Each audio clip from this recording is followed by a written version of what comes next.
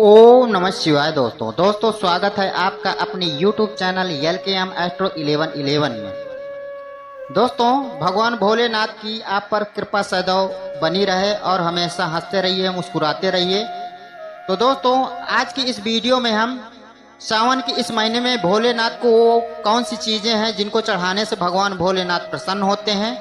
तो दोस्तों, आइए इस वीडियो में हम जानते हैं कि भोलेनाथ को प्रसन्न करने के लिए हमें सावन की इस महीने में वह कौन से उपाय करने चाहिए जिससे भगवान भोलेनाथ प्रसन्न हो और जो भी हमारी परेशानियां हैं, समस्याएं हो, हमारे जीवन से दूर हो और हमारे जीवन में खुशहाली आए।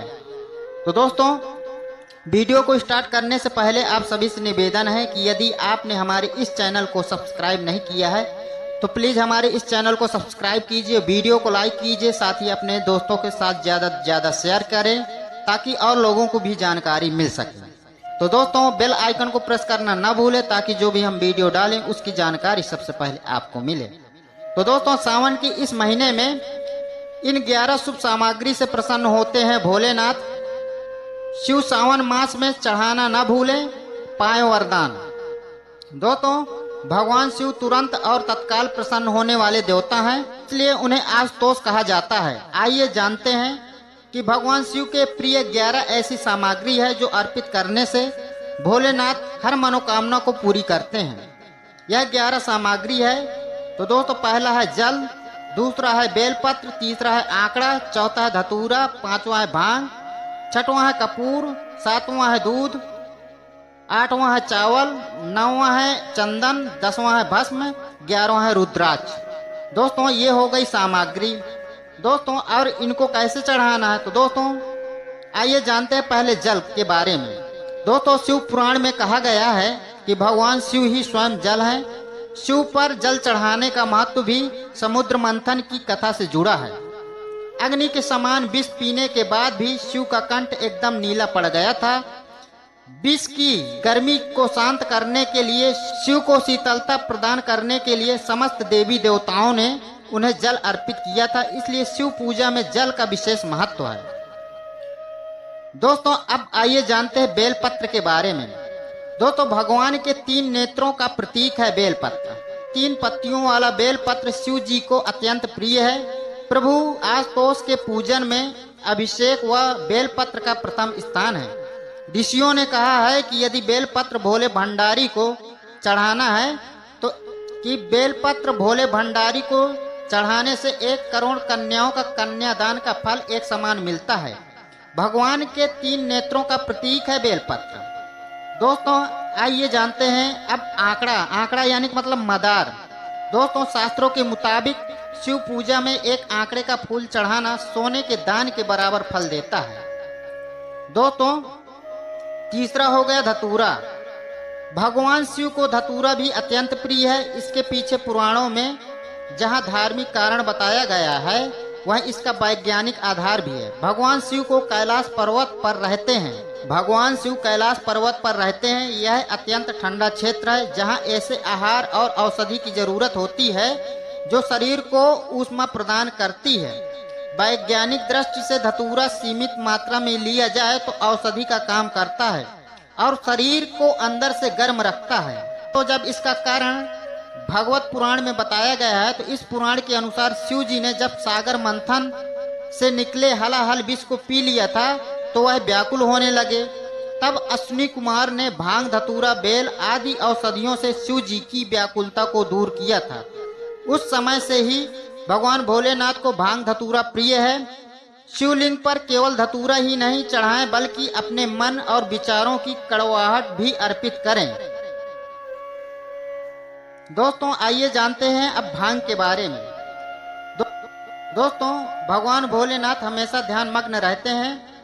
भांग ध्यान को केंद्रित करने में मददगार होती है। इससे वे हमेशा परमानंद में रहते हैं। समुद्र मंथन में निकले विष का सेवन महादेव ने संसार की सुरक्षा के लिए अपने गले में उतार लिया था।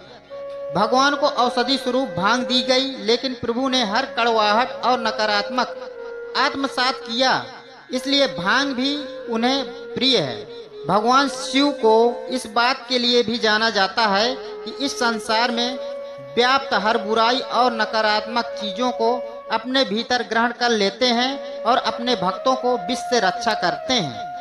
दोस्तों, अब आइए जानते हैं कपूर के बारे में। भगवान शिव का प्रिय मंत्र है कर्पूर गौरम करुणावतारम संसारे सारम भुजगेंदेहारम सदा वसंतम हृदय अरविंदे भवम भवानी सैतम नमामि। यानी जो कपूर के समान उज्जवल है, कपूर की सुगंध वातावरण को शुद्ध और पवित्र बनाता है।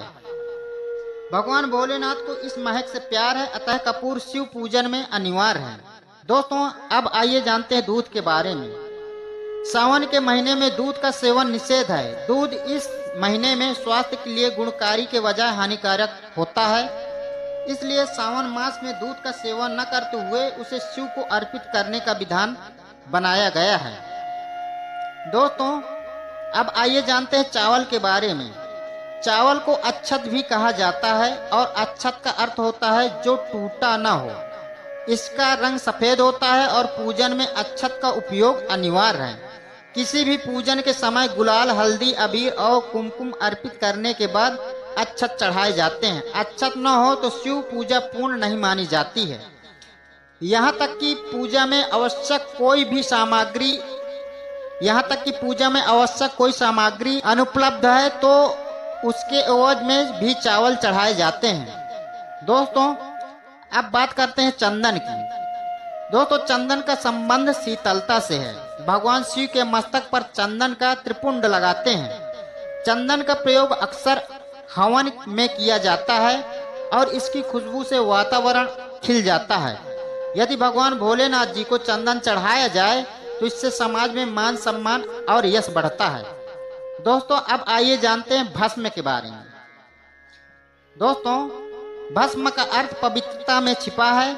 वह पवित्रता से जिसे भगवान शिव ने एक मृत व्यक्ति की जली हुई चिता में खोजा है, जिसे अपने तन पर लगा करके वे उस पवित्रता को सम्मान देते हैं। कहते हैं कि शरीर पर भस्म लगाकर भगवान शिव खुद को मृत आत्मा से जोड़ते हैं। उनके अनुसार मरने के बाद मृत बची हुई राख में जो उसके जीवन का कोई कण शेष नहीं रहता है, न उसके दुख, न उसका सुख, न उसकी कोई बुराई और न ही उसकी कोई अच्छाई बचती है। इसलिए वह राख पवित्र है, उसमें किसी प्रकार का गुण अवगुण नहीं है। ऐसी राख को भगवान शिव अपने तन पर लगाकर सम्मानित करते हैं। एक कथा यह भी है कि जब पत्नी सती ने स्वयं को अग्नि के हवाले कर दिया तो क्रोधित शिव ने उनकी भस्म को अपनी पत्नी की आखिरी निशानी मानते हुए तन पर लगा लिया, ताकि सती भस्म के कणों के जरिए हमेशा उनके साथ ही रहे। दोस्तों, अब आइए जानते हैं रुद्राक्ष के बारे में। भगवान शिव ने रुद्राक्ष की उत्पत्ति की कथा पार्वती जी से कही है। एक समय भगवान शिव जी ने 1000 वर्ष तक समाधि लगाई। समाधि पूर्ण होने पर जब उनका मन बाहरी जगत में आया, तब जगत के कल्याण की कामना वाले महादेव ने अपनी आंख बंद की। तभी उनके नेत्र से जल की बिंदु पृथ्वी पर गिरे। उन्हीं से रुद्राक्ष के वृक्ष उत्पन्न हुए और वे शिव की इच्छा से भक्तों के हित के लिए समग्र देश में फैलाए गए। उन वृक्षों पर जो फल लगे वे ही रुद्राक्ष हैं। तो दोस्तों, आज का वीडियो बस इतना ही। मिलते हैं अगले वीडियो के साथ नई जानकारी के साथ। तो दोस्तों, आपको हमारा आज का वीडियो कैसा लगा हमें कमेंट बॉक्स में जरूर बताएं और कमेंट बॉक्स में ओम नमः शिवाय लिखना ना भूलें। दोस्तों, मिलते हैं अगले वीडियो के साथ नई जानकारी के साथ। तब तक के लिए आप सभी दोस्तों को ओम नमः शिवाय।